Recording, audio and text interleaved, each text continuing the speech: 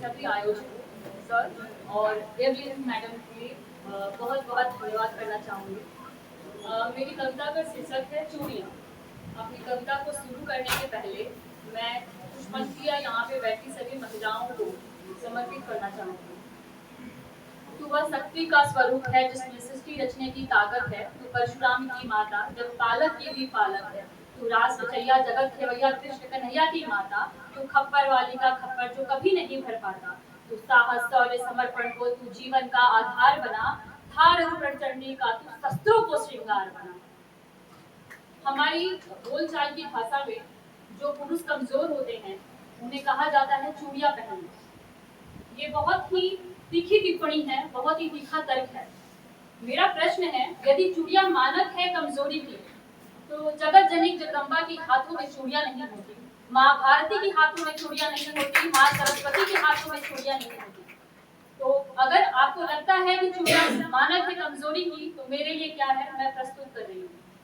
कलियों के कोमल हाथों का आधार दिखाई देती है, तलवारों के बीच नाचती धार दिखाई देती है, रणचंडी का रणभेदी वार दिखाई देती है, जगत जननी जीवन का सार दिखाई देती है, अगणित अंगारों का आगार दिखाई देती है, धर्म ध्वजा को हाथ लिए प्रतिकार दिखाई देती है, और तुमको चाहे निर्बल का श्रृंगार दिखाई देती है, लेकिन मुझको ये चूड़ी हथियार दिखाई देती है।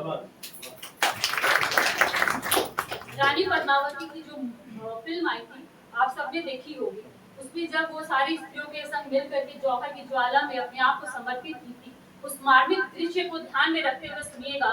वीरता को वर्ती इस भारत की भव्यता को करुणा की कलमा सिखा गई है चूड़ियां, पौरुष की परिपाटी तलवारें पढ़ा गई तो गरिमा की गोष्ठियां लिखा गई है चूड़ियां, वीरता का वरदान वीरों ने टिकाया तो धीरता को धैर्य से टिका गई है चूड़ियां, जलकर जब जौहर की ज्वाला अपनाई तो खिलजियों को औकात दिखा गई है चूड़ियां।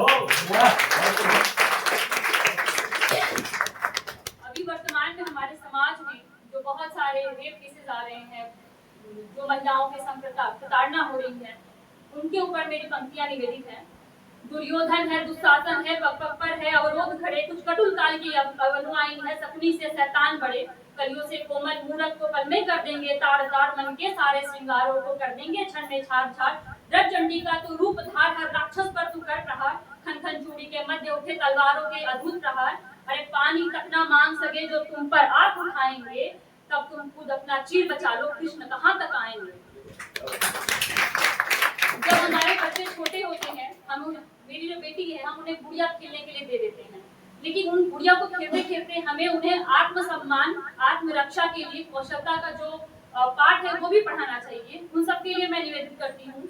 गुड़िया जैसे शौक तुम्हारे गुड़िया सी बन जाती हो, वीर प्रसूता होकर पल पल क्यों नीर बहाती हो, शक्ति स्वरूपा हो तुम तो जगदम्बा की अवतारी हो, क्या दुर्योधन क्या दुशासन तुम स्वयं काल पर भारी हो, मत रोको तुम अभिलाषा को है श्रृंगारों पर रोक नहीं, तुम कलिका हो इस पवन की सुकोमलता पर रोक नहीं, मगर वर्जना क्यों करती हो ढालों से तलवारों से, एक बार बस लगन लगा लो मृत्यु मचाती ढालों से। माना चूड़ा चोली चुनरी बिन श्रृंगार पूर्ण नहीं होता, माना चूड़ा चोली चुनरी बिन श्रृंगार पूर्ण नहीं होता, मगर बताओ तलवार बिना क्या रूप अपूर्ण नहीं होता, हर रक्त बीज को रणचंडी का रक्तिम रूप दिखाएंगे, तब तुम खुद अपना चीर बचा लो, कृष्ण कहाँ और कब तक आएंगे। धन्यवाद।